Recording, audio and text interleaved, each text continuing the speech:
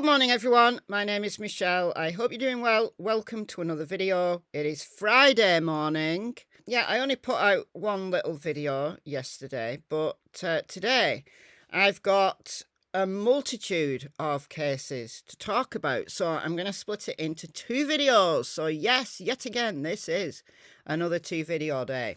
So in this video, I'm going to be talking about Brian Kohberger and Alec Murdaugh.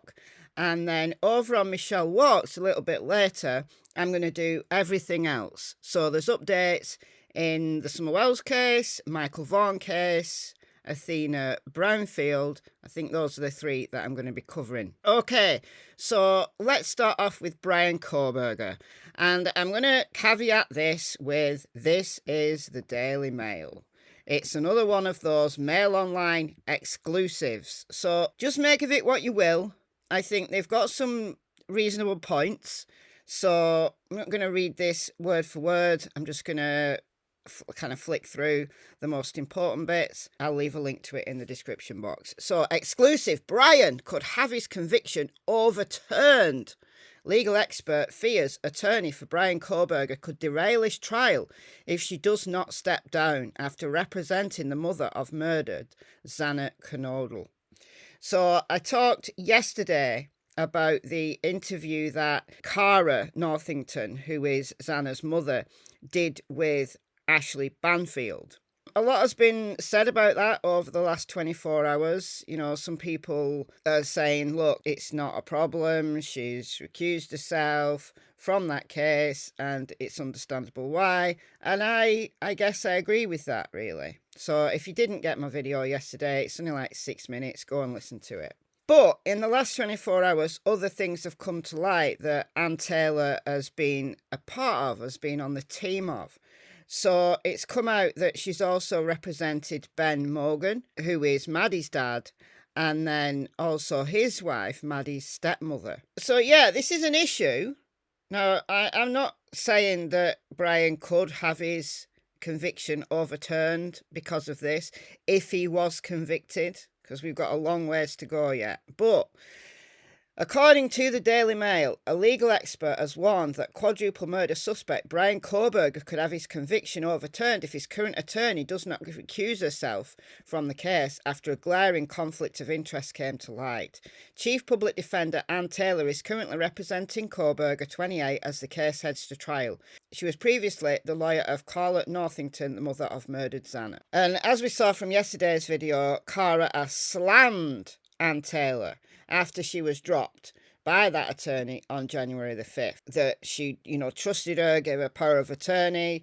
I think she was embellishing some of that story, but still, it's worthy of note. So a legal expert is now calling for Taylor to recuse herself from the Kohberger case, as he believes it could result in the suspected killer appealing any result in which he is found guilty. So this lawyer is called Matthew Barhomer, who told DailyMail.com that Taylor seems to want to work on the case with Kohberger, describing it as an odd and unique situation.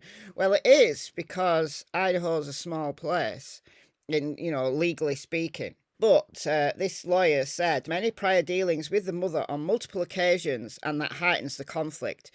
You have to assume she received no confidential information from the mother that could bleed into this case. I don't think she did. Honestly, I don't think Anne Taylor and Cara Northington actually ever met, but it could be something that could be used further down the line. Who knows? Who knows? But it is the Daily Mail, guys. And then you have to question if you can do the job impartially, and it could affect Brian, who may not have a replaced attorney. It is an inherently difficult issue with no clear-cut answer. However, if it were me, I would recuse myself from the case. And this is Anne Taylor right here. And this is the guy who's making these claims, Matthew Barhomer. And there is Xana's mother there talking to Ashley Banfield. Another issue is that Idaho is quite small, so there may not be an alternate public defender with a large and separate office like they would have in LA. I would be surprised, however, if there is no one at all that could replace her. This kind of conflict happens all the time, especially in the public defender's office, who represent many individuals. The issue here is the fact that she has represented the victim's mom several times previously, so she is conflicted on Brian's case. There is a high likelihood that the parents are going to testify in the trial, especially if it becomes a death penalty case. I don't know that they would, because they weren't there. Taylor would be cross-examining her own former client. I'm not sure they would, honestly. Xana's mother has since claimed she gave Taylor power of attorney because of her drug addictions and is unsure what's happening next in the case. Well, she's got a new attorney and there's a warrant out for her. That's what's happening next in her case. She said she trusted the lawyer and Taylor to help her, and unsure of her new representation. Well, we know who that is, so. Bahoma went on. If Taylor does have power of attorney in the mother's case, I don't think she will for very long. Just looking at the mother's reaction, that tells you everything you need to know about the conflict. There is no way you can tell me that there isn't another attorney that could come in and replace her, and I would recuse myself from the case. On the other hand, Brian has the right to a speedy trial, and it cannot be impacted in a case like this. If Taylor continues to be his attorney and it does turn into a death penalty case, then in that predicament, it gives a really good argument to overturn his conviction or overturn the death penalty. It's a really difficult area to navigate, and I would recuse. If Brian were to be found guilty and the death penalty was given, then he would have a very good argument to get it overturned. Some speculated that Taylor's appointment to represent Kohberger was one of necessity because it's a small county and there isn't an abundance of qualified public defenders. Taylor is one of 13 public defenders in Idaho approved by the state's Public Defense Commission to lead a capital punishment case. She's also the only one in all of North Idaho. Prosecutors have yet to indicate whether they will seek the death penalty in Kohberger's case, with Xana's mother adding that no one has contacted her from their office. It's unclear why a liaison officer from the Victim and Witness Coordinator team had not gotten in touch. Bahoma explained it is plausible that Taylor only became aware of the conflict after taking the case, but believes it would have come out earlier. He added there is a substantial conflict of interest despite removing herself from the mother's case. She should get herself off Brian's too. Daily Mail did not receive a response to a request for comment from Taylor and the Public Defender's Office. Yeah, so make of it all what you will. I'm not a legal expert, certainly not a legal expert in Idaho, but I'm not sure that there will have been a bleeding over of information that's come from Xana's mother to Ann Taylor. But I can understand the concern that anything at all could be picked on in the event of Brian being found guilty, especially if he's given the death penalty. But we're a long way from that yet. But in order to not get quite a ways down the line, and then there be a problem with Ann Taylor, and it means that a new team has got to be brought in and it's going to cause a considerable delay. I mean, look at Megan Boswell's case. At the end of last year, she got a new team because she fell out with her old attorney, and the judge finally agreed for a replacement team to come in. And they've delayed that trial by 2 years. Megan Boswell's trial has now been moved from February 2023, like very upcoming, to February 2025. So we don't want to be in a situation like that further down the line, do we? But anyway, let me know what you think about all of that in the comments. Okay, so I want to talk a little bit about the Alec Murdaugh trial.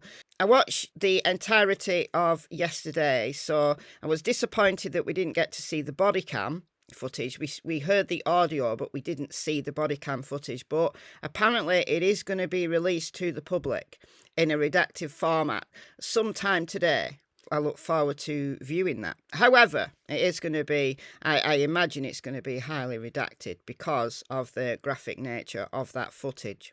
You know, and there's much talk and much speculation about what happened in court yesterday. But there's something that I picked up on that I haven't seen discussed. So I just want to talk to you about that for a few minutes, if you don't mind. Okay, so I've been a juror on a murder trial. So I can put myself in the position of a juror. Obviously, it was a very different case, but still, you start the trial with a completely open mind, or at least you should do. And these 12 jurors on Murdaugh's case have sworn that they can be impartial, and, you know, there's all lots of talk of corruption and this, that and third. But when I listen to any trial, I like to put myself in the position of a juror and have a completely open mind and let the evidence tell me. So any preconceived ideas that I had about Alec being guilty, I'm putting to one side and I'm listening to the evidence. I'm listening intently to the evidence as a juror would. So as my coverage continues on this channel about the trial, then that's the stance I'm going to be taking throughout. I've got no skin in the game, right? If it turns out that I believe at the end of this trial that Alec is not guilty, then I'll say so. But there was one issue that I haven't seen discussed, and that is the water at the dog kennels. And as a juror, that would have been something that really piqued my interest, and I would have made a mental note of it. I believe that the jurors don't have notebooks in this trial. We certainly had notebooks when I was a juror, but it would be something that I would make a mental note of. But I'd be intently aware that I need more information about this particular point. The reaction of Alec's lawyer when this water was brought up was a really interesting one, and it was brought up several times. So it was first brought up by one of the cops who was the first to give evidence, one of the first responders to the scene. And Alec's lawyer was very intent on him admitting that it could have been water from washing out the dog kennels. That obviously if, you know, you've got a dog living in a kennel situation and it's going to go and do its business on the floor and you are going to hose that down. So it could absolutely be the case that either Paul or Maggie, shortly before they were killed, washed out those dog kennels, like hosed them down. So there must be a water source there at the kennels. There must be some kind of hose pipe or another water system to wash out those kennels. There absolutely has to be. But then Alec's lawyer almost freaked out and wanted the conversation struck from the jurors' minds and, don't take into account this, when it was brought up that there was a discoloration of that water. He wanted to be absolutely sure that this witness did not talk about this being blood. Now, I thought this was really curious, and as I said, as a juror, I would have been, what on earth? I would have had, red flags going up left, right, and centre at Alec's lawyer's reaction to this. It's just odd. And as a juror, it would have come to my mind, and it would be something that I'd put to the back of my mind, and I might not even think about it again, because it might not come up again. But it's still something that I want consideration of at this early stage. And that is, what if Alec washed himself down right there at the kennels? So he told the 911 operator that he went back to the house to get a gun because he felt unsafe. Some people are thinking that he went back to the house to clean himself up, change his clothes. But I don't think in that position I would have done that, because you get the risk of the house being searched, especially if this is premeditated, of getting the house searched and there being blood spatter, even if it's just tiny amounts from that washing process. So it's occurred to me that that water at the kennels, yes, they could have washed out those kennels, but what if he washed himself down, like just hosed himself down at those kennels? What if? And then once he was clean, he went back to the house to get a change of clothes. I don't know. The evidence in the coming days might negate all of that. It's just something that I thought about, something that as a juror, putting myself in that position, would be on the back of my mind right now. And I'd want more information on it. All right, guys, let me know what you think about that. That's the video for today on this channel. However, please go over to Michelle Walks for some further case updates. It's goodbye from Miss Tillington and Miss Cassie Springer. Bye, guys.